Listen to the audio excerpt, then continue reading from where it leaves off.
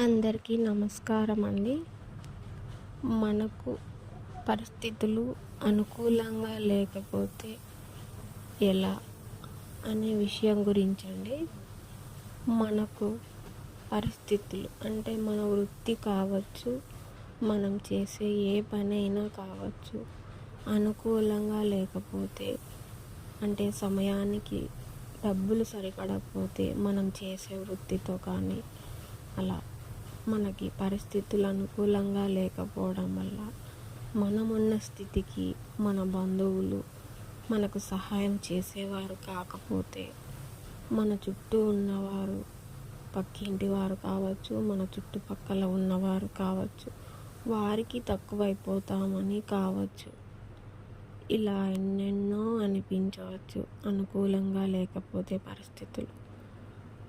అలా అని మనం మన శక్తి మేరకు మన పని వెతుక్కుంటాము, కానీ ఆ పని ప్రస్తుతానికి వాటికి ఒక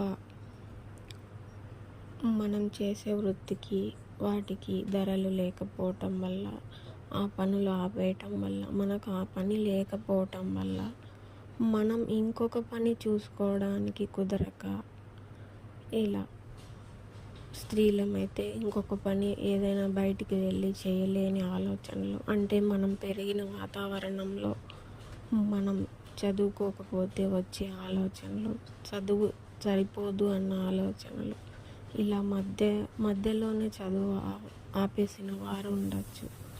ఇలా మనకు అనుకూలించని ఆలోచనలతో, ఇల్లు గడవదనే ఆలోచనలతో, ఎన్నో ఒత్తిడిలతో ఇలా ఉండటం వల్ల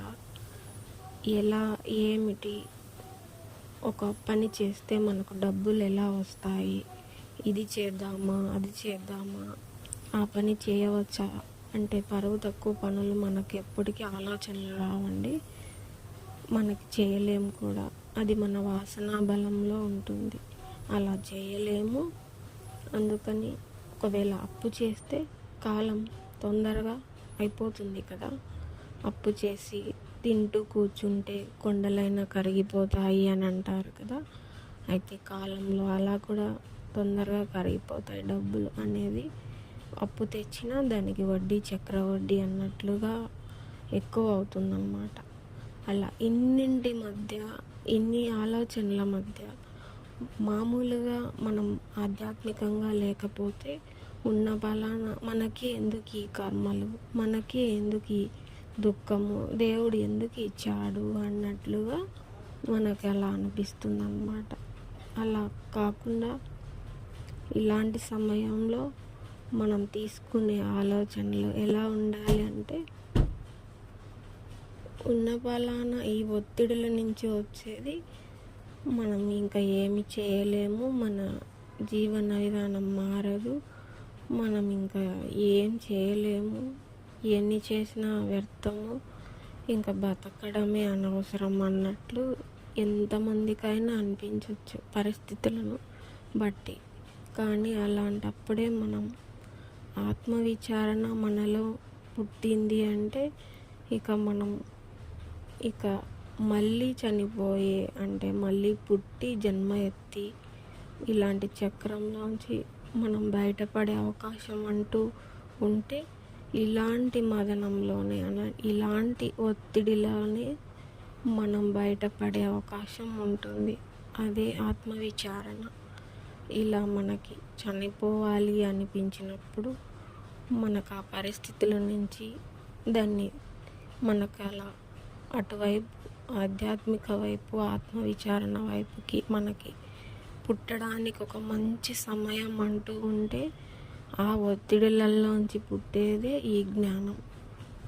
ఆ జ్ఞానం వల్లే మనం ఉత్తమమైన స్థాయికి, అంటే పైకి లేచే స్థాయికి, అంటే మనకి ఈ పరిస్థితులు అనేవి ఏ జన్మలోనైనా రావచ్చు. దీన్ని మనం తెలుసుకోవాలి. ఎందుకు ఇదంతా జరుగుతుంది అనే మనలో పుట్టే ఆ ప్రశ్నల వల్లే మనకు జ్ఞానం ఉద్భవించవచ్చు. అదే మనకు ఉత్తమమైనది కూడా. అలాగని ఆత్మహత్య చేసుకోవడం వల్ల మళ్ళీ తిరిగి జన్మలెత్తడం కన్నా ఇటువంటి సమయంలో మనం ఆలోచించి మనం ఇలా ఆత్మజ్ఞానాన్ని మదనం చేయటం వల్ల మనకు వచ్చే ప్రశ్నల వల్ల వాటికి జవాబులు వెతుక్కోవటం వల్ల మనకి ఈ కష్టాలు ఈ జన్మతోనే ఆగిపోతాయని ఆలోచించితే దానివల్ల వచ్చే జ్ఞానమే మనకెంతో ఉత్తమ స్థాయికి తీసుకెళ్తుంది.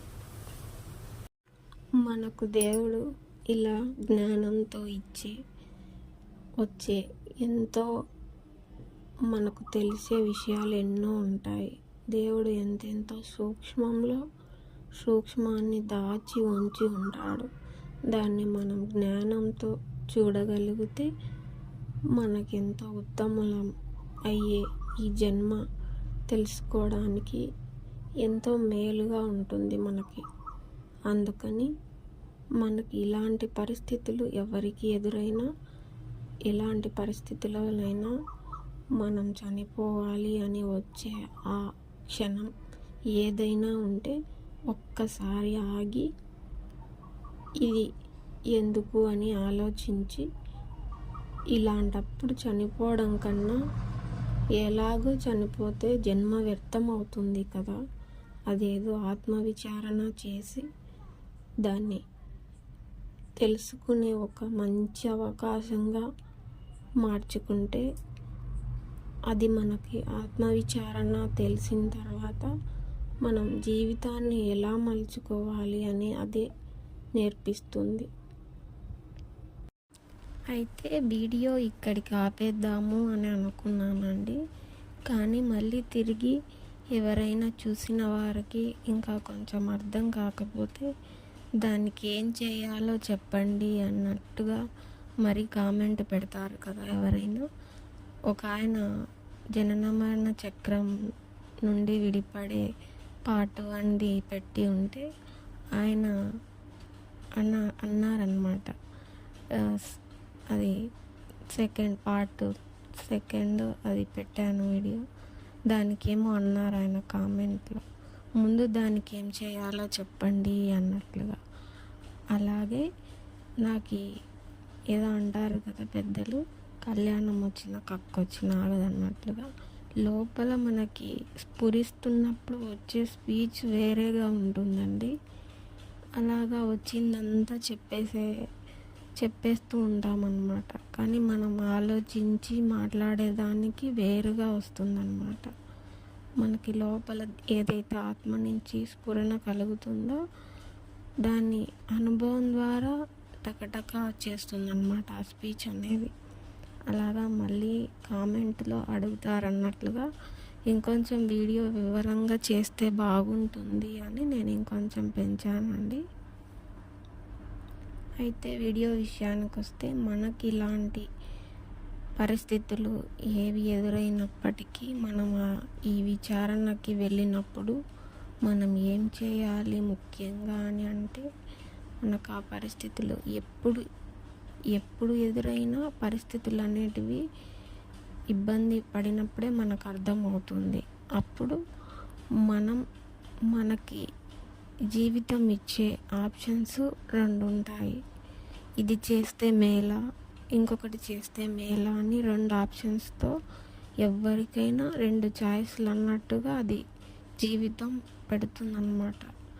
దాన్ని ఏది చేస్తే మనకు మంచిది అని 1కి 4 సార్లు ఆలోచించి మనం నిర్ణయం తీసుకునే దాంట్లోనే మన ఒత్తిడి అనేది తగ్గుతుందండి.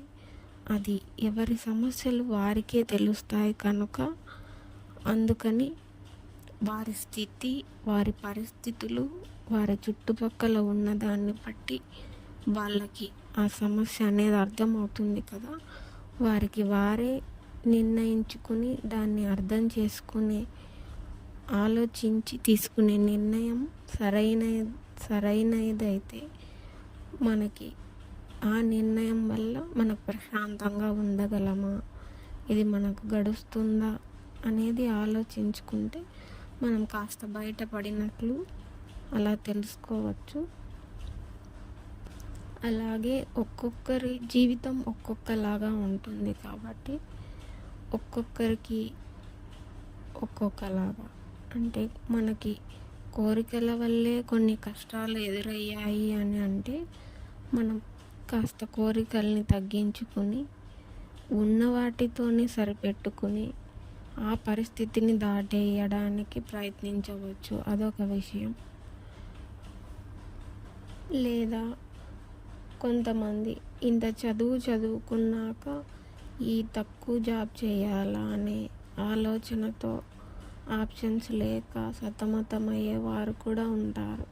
ఇంత చిన్న జాబ్ చేయాలా అంత చదివి అంటే పరిస్థితిని బట్టి మనం నిర్ణయం అనేది మన చేతుల్లోనే ఉంటుంది. కాబట్టి పరువుకు సంబంధమా, ఇది మన తెలివి, మన ప్రశాంతతకు సంబంధమా అనేది ఆలోచించుకుంటే మొట్టమొదట మనం ప్రశాంతంగా ఉండాలంటే అవతల ఉన్నారు పోటీగా ఇది పరువు సమస్య అన్నట్లు కాకుండా ముందు మనమేంటి, మన కోసం మనం జీవించాలి.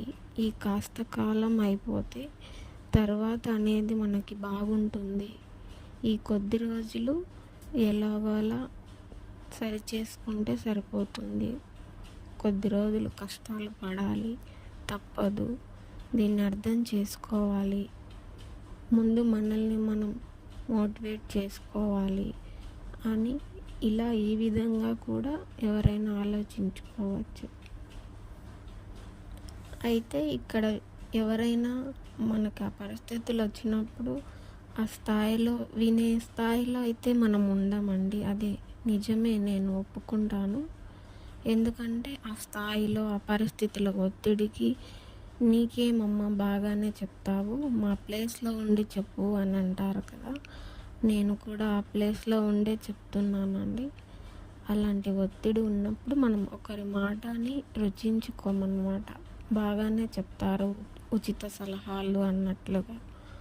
ఒకవేళ మనకు పరిస్థితి చేదాటి అలా మనం ఏదైనా ఆత్మహత్య చేసుకోవాలి అని అనుకుంటే మనం చేసే ఆ పొరపాటు వల్ల ఎక్కడికి వెళ్తాం చెప్పండి. ఒకవేళ మొట్టమొదట వచ్చే థాటు మనం ఇంకా చనిపోతే ఇంకా ఈ బాధలన్నీ ఉండవు, ఇక ఏవి ఉండవు, ఇదంతా ఉండదు అన్నట్లుగా మనం నిర్ణయం తీసుకుంటూ ఉంటాం అనుకోండి. తర్వాత ఏమవుతుంది, ముందు శరీరంలోంచి బయటికి వెళ్తుంది. ఎక్కడికి వెళ్తాం మనం? ఎక్కడికి వెళ్ళాం కదా, తిరిగి మళ్ళీ ఈ భూమి మీదకి వస్తాము. అది తెలియక చాలామంది ఆత్మహత్యలు చేసుకుంటూనే ఉంటారు. తెలిసి తెలియక చేసే తప్పు వల్ల ఎక్కడికో వెళ్తాము, ఈ బాధల నుంచి ఇంకా విముక్తి పడతాము అన్నట్లుగా ఇలాంటి తప్పులు చేస్తామన్నమాట. తెలియకపోతే ఎక్కడికి వెళ్ళాము. ఉన్నది భూమి, ఈ భూగ్రహంకి మళ్ళీ చేరుకోవాలన్నమాట. అది తెలియక మనం అలాంటి తప్పులు చేసే అవకాశం ఉంటుంది. అందుకని దయచేసి అలా అనిపించినప్పుడు వ్యర్థం చేసుకోకుండా ఈ జన్మ అనేది మనం తెలుసుకోగలిగితే మళ్ళీ భూమి మీద మళ్ళీ తిరిగి దాన్ని వడ్డీకి వడ్డీ చక్ర వడ్డీలాగా మనం చేసే ఈ పాపకర్మలు మళ్ళీ శరీరాలు దాల్చి ఖచ్చితంగా అనుభవించాలి.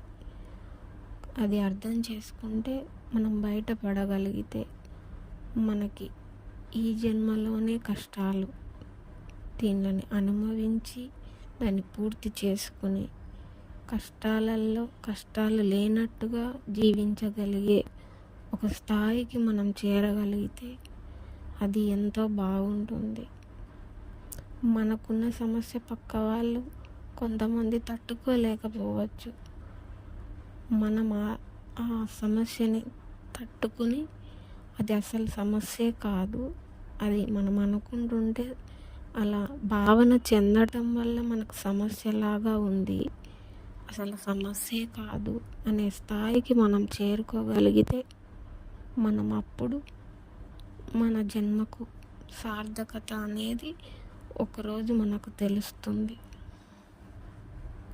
అయితే మీరు అనుకోవచ్చు, నీకెలా తెలుసమ్మా మళ్ళీ పుడతాము, మళ్ళీ భూమిపైకి వస్తాము అని. ఎవరికి తెలియదు, అది తెలీదు అని అనుకుంటాం. కానీ ఒకవేళ అది నిజం కాకపోతే ఒకరు ఉన్నవారింట, ఒకరు లేని వారింట, ఒకరు హాయిగా ఉంటారు, ఒకరు బాధగా ఉంటారు. ఇవన్నీ చూస్తూనే ఉన్నాం కదా. మనం అనుభవించే మన కష్టాలకి మనం ఏదో చేయకపోతే ఇప్పుడు అనుభవిస్తున్న దానికి మనకు తెలుస్తుంది కదా. ఒకవేళ ఈ సృష్టి ఏమిటంటే, ఒకవేళ నమ్మకపోయినా మనకు నమ్మేంత జన్మలు ఇస్తుంది, అది తెలుసుకోలేకపోతే. నేను ఒప్పుకోను అన్నవారు ఎవరైనా సరే, నేను ఇది ఒప్పుకుంటున్నాను, జన్మలు ఉన్నాయి, కర్మ ఉన్నది అని నమ్మేంత వరకు అది విడిచిపెట్టదు కదా. అందుకని మనం ముందుగా తెలుసుకుంటే 100 జన్మలు తీసుకోవాల్సినవి, 1,000,000 జన్మలు తీసుకోవాల్సినవి కొద్ది జన్మలలో అయిపోతుంది. ఇప్పుడు ఏదైనా కష్టాలు ఉన్న జన్మ ఏదైనా కానీ ఇప్పుడున్న దానిలోనే అనుభవించాలంటే కష్టంగా ఉందని అనిపించవచ్చు కదా.